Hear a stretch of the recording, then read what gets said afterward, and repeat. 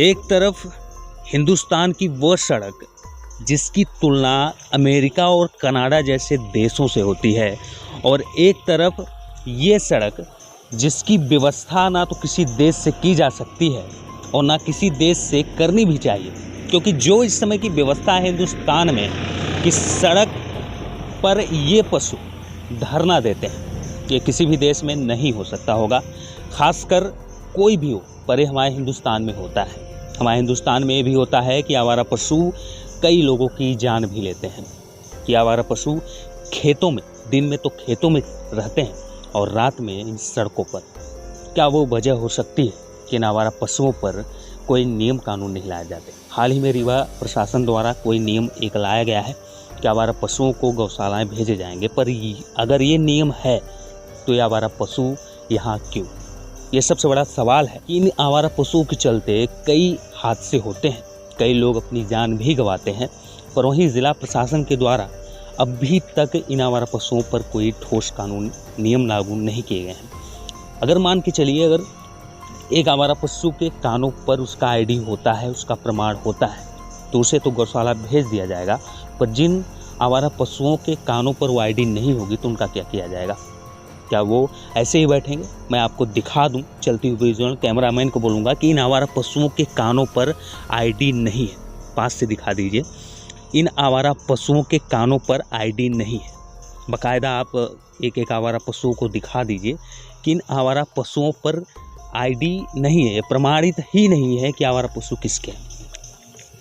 ये 20 सड़कों पर बैठे हैं, अत्यधिक हाई स्पीड वाहन आते हैं जो इनको अपनी चपेट में लेते हैं, और आवारा पशु उन वाहनों को चपेट में ले लेते हैं। कई लोग जान भी गंवा देते हैं। हाल ही में ज़िला प्रशासन के द्वारा हेलमेट का चलान किया गया है, जैसा कि आप मेरे सिर में देख रहे हैं। हेलमेट है, पहनना भी चाहिए। अब मैं चाहता हूँ, मेरा निवेदन है कि हर कोई हेलमेट ज़रूर पहने और इसको बढ़ावा दिया जाए। पर हमारी मांग भी है कि ज़िला प्रशासन लगातार इन व्यवस्थाओं पर भी ध्यान दे। रात का टाइम है, अगर कोई स्पीड वाहन आता है तो उसे ध्यान नहीं रहता, उसे नहीं दिखाई देता कि सड़कों पर कौन बैठा है। हालांकि सड़क इन आवारा पशुओं को बैठने के लिए कोई जगह नहीं है, पर फिर भी मेरा मानना है कि इन आवारा पशुओं के लिए गौशालाएं या तो लोगों के घरों का ही एक अच्छा स्थान माना जाता है। हालांकि जितना इसमें कमी जिला प्रशासन, शासन सब की है, उतनी कमी आम आदमी की भी है, क्योंकि ये आवारा पशु ना तो जिला प्रशासन के हैं और ना ही शासन के हैं। ये आवारा पशु एक आम आदमी के हैं, एक आम किसान के हैं, जो सुविधाएं पाते हुए भी इनको छोड़ दिया जाता है यूँ सड़कों पर दर दर भटकने के लिए, मरने के लिए। लोग इनसे मरते हैं, लोग इनको मारते भी हैं। तब तक आप बने रहिए। मैं ऐसे कुछ लोगों से ये अभी पूछूंगा कि ये क्यों है। क्या नाम है आपका? मेरा नाम विकास है।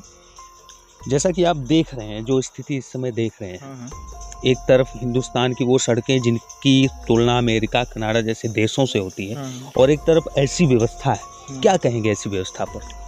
देखिए ऐसा है कि जो ये सड़कों पर मवेशी मतलब बैठे हुए हैं, तो यहाँ से जो गाड़ियाँ आती हैं आने जाने में उनको भी समस्या होती हैं, और इससे बहुत से सारे हादसे भी हो सकते हैं। हम लोग अभी दूर आ रहे थे रास्ते से, तो ये मवेशी दिखे यहाँ पे, तो ऐसे में हम लोग खुद साइड लिए और बहुत सी गाड़ियाँ को आने जाने में दिक्कत होती है, और इससे जो है तो हमारे सड़कों में बहुत ही मवेशी मर जाते हैं दुर्घटना से। तो नगर पालिका और शासन से हमारा यही मांग है कि इनको जो है तो उचित स्थान पर भिजाया जाए। जो लगातार स्थिति देख रहे हैं कि कैसे हाई स्पीड में वाहन भी चलते हैं, इन दुर्घटनाओं पर ये आवारा पशु जान भी गंवा देते हैं। आप चलती हुई विजुअल में देख पा रहे हो कैसे हाई स्पीड गाड़ियां इस हाईवे, इस सड़क से निकल रही है, जो इन आवारा पशुओं की ज़िंदगियां भी ख़त्म कर देती हैं।